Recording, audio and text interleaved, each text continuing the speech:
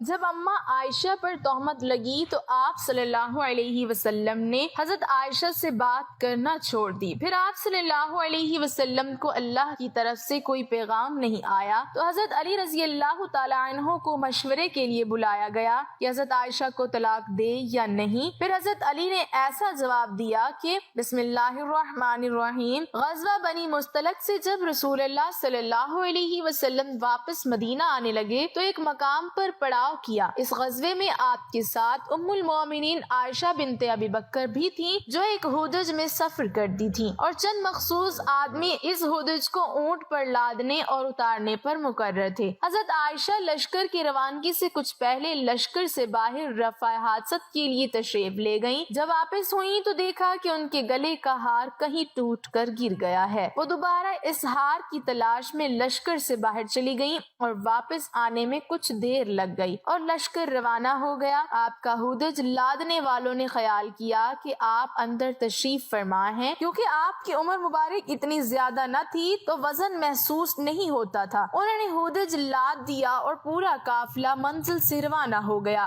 آپ منزل پر واپس آئیں تو کوئی آدمی موجود نہیں تھا۔ تنہائی اور اندھیری رات سے سخت گھبرائیں اور اکیلا سفر کرنا بھی مشکل تھا، اس لیے آپ یہ سوچ کر لیٹ گئیں کہ جب اگلی منزل پر مجھے نہ پائیں گے تو میری تلاش میں ضرور یہاں آئیں گے۔ آپ لیٹی لیٹی سو گئیں۔ ایک صحابی صفوان بن معطل ہمیشہ لشکر کے پیچھے اس خیال سے چلا کرتے تھے کہ لشکر کا گرا ہوا سامان اٹھاتے چلیں۔ جب اس مقام پر پہنچے تو حضرت عائشہ کو دیکھا۔ چونکہ آپ آیت پردہ سے پہلے ام المومنین کو دیکھ چکے تھے تو پہچان گئے اور انہیں مردہ سمجھ کر انا للہ و انا الیہ راجعون پڑھا۔ اس آواز سے حضرت عائشہ جاگ اٹھی تو حضرت صفوان نے اپنے اونٹ کو ان کے قریب جا کر بٹھا دیا، جس پر آپ بغیر کوئی بات کیے سوار ہو گئیں، اور حضرت صفوان نے اونٹ کی مہار پکڑ کر پیدل چلتے ہوئے اگلی منزل پر حضور صلی اللہ علیہ وسلم کے پاس پہنچ گئے۔ منافقوں کے سردار عبداللہ بن ابی نے اس واقعے کو حضرت عائشہ پر تہمت لگانے کا ذریعہ بنا لیا اور خوب اس تہمت کا چرچا کیا، اور مدینے میں اس منافق نے اس شرمناک تہمت کو اس قدر اچھالا اور اتنا شور و غل مچایا کہ مدینے میں ہر طرف اس فترہ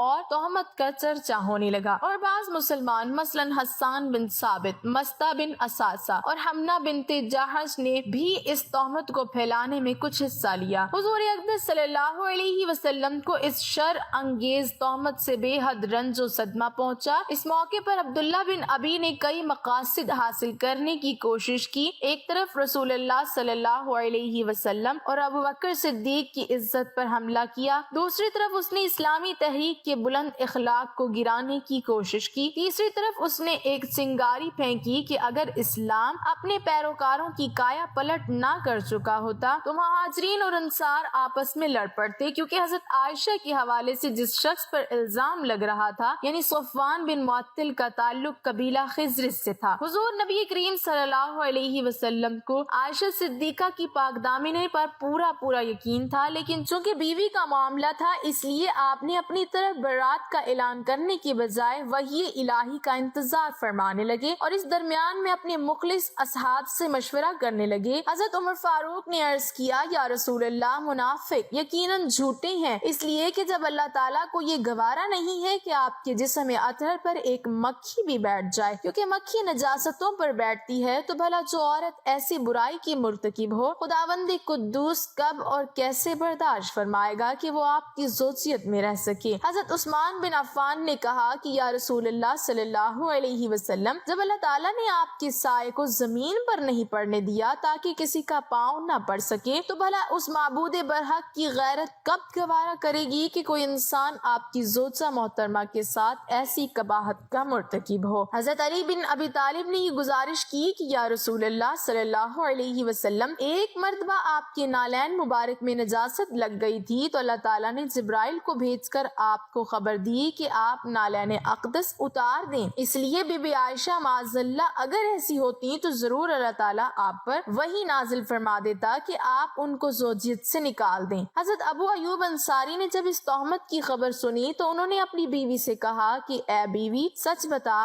اگر صفوان بن معطل کی جگہ میں ہوتا تو کیا تو یہ گمان کر سکتی ہے کہ میں حضور کی حرم پاک کے ساتھ ایسا کرتا تھا؟ تو ان کی بیوی نے جواب دیا کہ اگر حضرت عائشہ کی جگہ میں رسول اللہ صلی اللہ علیہ وسلم کی بیوی ہوتی تو خدا کی قسم میں کبھی ایسی خیانت نہیں کر سکتی تھی۔ تو پھر حضرت عائشہ تو مجھ سے لاکھوں درجے بہتر ہیں، اور حضرت صفوان جو بدری جہاں تم سے بہتر ہے، بھلا کیوں کر ممکن ہے کہ یہ دونوں ایسی خیانت کر سکتے ہیں؟ جب رسول اللہ صلی اللہ علیہ وسلم نے حضرت بریرہ جو حضرت عائشہ کی لونڈی تھی اس سے سوال کیا تو انہوں نے عرض کی کہ یا رسول اللہ صلی اللہ علیہ وسلم، اس ذات پاک کی قسم جس نے آپ کو رسول برحق بنا کر بھیجا ہے کہ میں نے بی بی عائشہ میں کوئی عیب نہیں دیکھا۔ ہاں اتنی بات ضرور ہے کہ وہ ابھی کم سن ہے، وہ گوندا ہوا آٹا چھوڑ کر سو جاتی ہیں اور بکری آ کر کھا ڈالتی ہے۔ رسول اللہ نے اپنی بیوی ام المومنین زینب بنت جہش سے دریافت فرمایا جو حسن و جمال میں حضرت عائشہ کے مثل تھی، تو انہوں نے قسم کھا کر یہ عرض کیا کہ یا رسول اللہ صلی اللہ علیہ وسلم، میں اپنے کان اور آنکھ کی حفاظت کرتی ہوں، خدا کی قسم میں تو حضرت بی بی عائشہ کو اچھی ہی جانتی ہوں۔ ایک دن رسول اکرم صلی اللہ علیہ وسلم نے منبر پر کھڑے ہو کر مسلمانوں سے فرمایا کہ اس شخص کی طرف سے مجھے کون معذور سمجھے گا یا میری مدد کرے گا جس نے میری بیوی پر بہتان تراشی کر کے میری دل آزاری کی ہے؟ خدا کی قسم میں اپنی بیوی کو ہر طرح کی اچھی مانتا ہوں، اور ان لوگوں یعنی منافقوں نے اس بہتان میں ایک ایسے مرد صفوان بن معطل کا ذکر کیا ہے جس کو میں بالکل اچھا ہی جانتا ہوں۔ ام المومنین عائشہ صدیقہ مدینہ پہنچتے ہی سخت بیمار ہو گئی، پردہ نشیں تو تھی ہی، صاحب فراش ہو گئی، انہیں اس تہمت تراشی کی بالکل خبر ہی نہیں ہوئی۔ جب آپ کو مرض سے کچھ صحت ہوئی تو ایک رات ام مستہ صحابیہ کے ساتھ رفع حاجت کے لیے صحرا میں تشریف لے گئیں، تو ان کی زبانی آپ نے اس دل خراش اور روح فرسا خبر کو سنا جس سے انہیں بڑا دھچکا لگا اور شدت رنج و غم سے نڈھال ہو گئی۔ چنانچہ آپ کی بیماری میں مزید اضافہ ہو گیا اور دن رات بلک بلک کر روتی رہیں۔ آخر جب آپ سے صدمہ برداشت نہ ہو سکا تو رسول اللہ صلی اللہ علیہ وسلم سے اجازت لے کر اپنے والدین کے گھر چلی گئیں اور اس منحوس خبر کا تذکرہ اپنی ماں سے کیا۔ ماں نے تسلی و تشکی دی مگر یہ برابر روتی رہیں۔ ایک دن رسول اللہ اچانک تشریف لائے اور فرمایا، اے عائشہ، تمہارے بارے میں ایسی ایسی خبر اڑائی گئی ہے،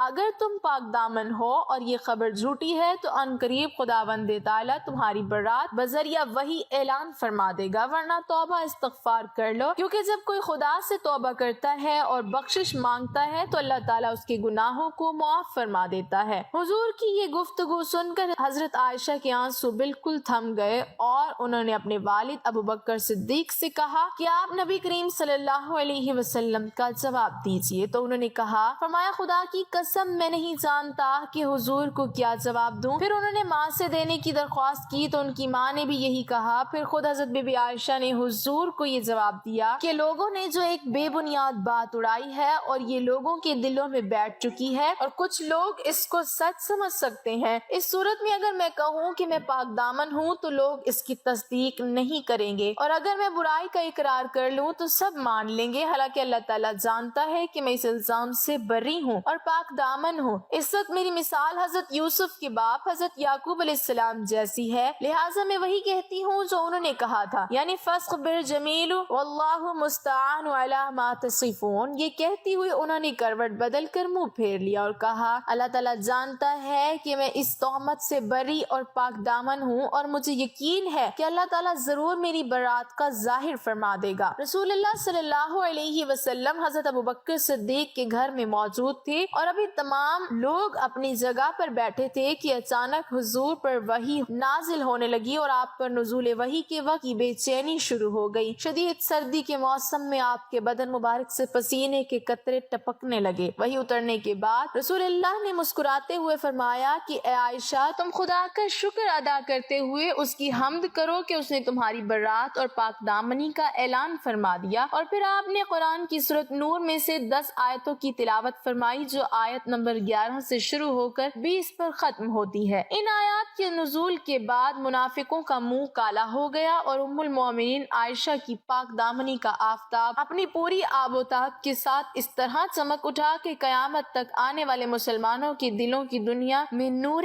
ایمان سے اجالا ہو گیا۔ حضور صلی اللہ علیہ وسلم نے مسجد نبوی میں ایک خطبہ ارشاد فرمایا اور اس کے بعد سورہ نور کی آیت تلاوت فرما کر مجمع عام سنا دی۔ اور تہمت لگانے والوں میں سے حضرت حسان بن ثابت، مستہ بن اساسہ، حمنہ بنت جاحش اور رئیس المنافقین عبداللہ بن ابی، ان چاروں کو حد قذف کی سزا میں 80 درے یعنی کوڑے مارے گئے۔ حضرت یوسف پر الزام لگا تو ایک بچے نے ان کی پاک دامنی کی شہادت دی۔ حضرت مریم علیہ السلام پر تہمت لگی تو ان کی پاک دامنی کا اعلان ان کے بیٹے سے کروایا گیا۔ جب حضرت عائشہ پر تہمت لگی تو اللہ تعالیٰ نے خود 10 آیتیں نازل فرما کر آپ کی پاک دامنی ثابت کی۔ اب ان آیات کی تلاوت رہتی دنیا تک ہوتی رہے گی۔ شارح بخاری علامہ کرمانی نے فرمایا ہے کہ حضرت بی بی عائشہ کی برات اور پاک دامنی قطعی یقینی ہے جو قرآن سے ثابت ہے، اگر کوئی اس میں شک کرے تو وہ کافر ہے۔ حضرت ابو بکر صدیق کو حضرت مستہ بن اساسہ پر بڑا غصہ آیا۔ یہ آپ کے خالہ زاد بھائی تھے اور بچپن میں ہی ان کے والد وفات پا گئے تھے، تو ابو بکر صدیق نے ان کی پرورش بھی کی تھی اور ان کی مفلسی کی وجہ سے ہمیشہ آپ ان کی مالی امداد فرماتے رہتے تھے، مگر اس کے باوجود حضرت مستہ بن اساسہ نے بھی اس تہمت تراشی اور اس کا چرچا کرنے میں کچھ حصہ لیا تھا۔ اس وجہ سے ابو بکر صدیق نے غصے میں بھر کر یہ قسم کھا لی کہ اب میں مستہ بن اساسہ کی کبھی بھی کوئی مالی امداد نہیں کروں گا۔ اس موقع پر اللہ تعالیٰ نے یہ آیت نازل فرمائی کہ اور قسم نہ کھائیں وہ جو تم میں فضیلت والے اور گنجائش والے ہیں، قرابت والوں اور مسکینوں اور اللہ تعالیٰ کی راہ میں ہجرت کرنے والوں کو دینے کی، اور چاہیے کہ معاف کریں اور درگزر کریں۔ کیا تم اس سے پسند نہیں کرتے کہ اللہ تعالیٰ تمہاری بخشش کرے، اور اللہ بہت بخشنے والا اور بڑا مہربان ہے۔ اس آیت کو سن کر ابو بکر صدیق نے اپنی قسم توڑ ڈالی اور پھر مستہ بن اساسہ کا خرچ بدستور سابق عطا فرمانے لگے۔ امامیہ کا یہ نظریہ ہے کہ تمام انبیاء کی بیویاں پاک دامن ہوتی ہیں، کبھی ان کا دامن اس گناہ کی آلودگی سے داغدار نہیں ہو سکتا۔ وہ کافر ہو سکتی ہیں جیسے نوح اور لوط کی بیویاں تھیں، کیونکہ کفر لوگوں کو کبھی نبی سے متنفر نہیں کر سکتا، مگر ان کا دامن عفت اس معاشرتی عیب سے عیبدار نہیں ہو سکتا، کیونکہ یہ بات شان نبوت کے سراسر منافی ہے کہ ان کے گھر کوئی فاحشہ عورت ہو اور وہ اسے برداشت کریں، کیونکہ یہ لوگوں کو نبی سے متنفر کرتی ہیں۔ چنانچہ ابن عباس سے مروی ہے کہ ما ظننت امرات النبی، کبھی کسی نبی کی بیوی نے بدکاری نہیں کی، لہٰذا نبی کا ہر اس عیب سے منزہ ہونا ضروری ہے جو اس سے لوگوں کی نفرت کا باعث ہوا۔ اگر شیعان علی کو اس ام المومنین سے کوئی اصولی اختلاف ہے تو وہ بغض علی اور ان سے جنگ کرنے اور بے قصور مسلمانوں کو قتل کرانے کی وجہ سے ہے، ورنہ کوئی شیعہ مسلمان کسی حالت میں بھی چاہ جائے کا اس قرآنی برات کے بعد پیغمبر اسلام صلی اللہ علیہ وسلم کی زوجہ محترمہ کے بارے میں اس قسم کے گھٹیا الزام و اتہام کی سچائی کا تصور بھی نہیں کر سکتا۔ بعض لوگ بیان کرتے ہیں کہ پیغمبر اسلام صلی اللہ علیہ وسلم نے اس معاملے میں علی سے مشورہ کیا تھا کہ انہیں کیا کرنا چاہیے، تو انہوں نے ام المومنین کو طلاق دینے کا مشورہ دیا تھا۔ اے معاذ اللہ، یہ ہوائی کسی دشمن نے اڑائی ہوگی۔ یہ روایات بوجہ ناقابل اعتماد ہے۔ اولاً اس کے لیے پیغمبر اسلام صلی اللہ علیہ وسلم جو خود سب سے افضل و اعلیٰ ہیں، انہیں کسی سے مشورہ کرنے کی کیا ضرورت تھی؟ ثانیاً انہیں کسی منافق کی افواہ اڑانے سے اپنی زوجہ کے بارے میں شک کرنے کا جواز کیا تھا؟ ثالثاً کیا ان کو یقین نہیں تھا کہ خدا علیم و حکیم کوئی فاحشہ عورت ان کے حوالہ عقد میں نہیں دے سکتا؟ رابعاً اگر بالفرض محال شک تھا تو کیا خدا سے براہ راست رابطہ قائم کر کے اس کا ازالہ نہیں کر سکتے تھے؟ ہاں، البتہ اس کے برعکس برادران اسلامی کے مفسر جناب اسماعیل حقی نے اپنی تفسیر روح البیان میں یہ روایت لکھی ہے کہ جب حضرت پیغمبر اسلام صلی اللہ علیہ وسلم نے اس سلسلے میں علی علیہ السلام سے مشورہ کیا تو آپ نے کہا کہ جب آپ صلی اللہ علیہ وسلم کا جوتا نجاست سے پاک ہے تو آپ کی زوجہ کس طرح اس نجاست سے آلودہ ہو سکتی ہے؟ اس پر حضرت صلی اللہ علیہ وسلم خوش ہو گئے۔ اللہ پاک ہمیں بہتر عمل کرنے کی توفیق عطا فرمائے اور ہمیں نیکوکاروں میں شامل کرے، آمین۔ ناظرین، کمنٹ باکس میں اللہ تعالیٰ کے 99 ناموں میں سے ایک نام ضرور ٹائپ کریں۔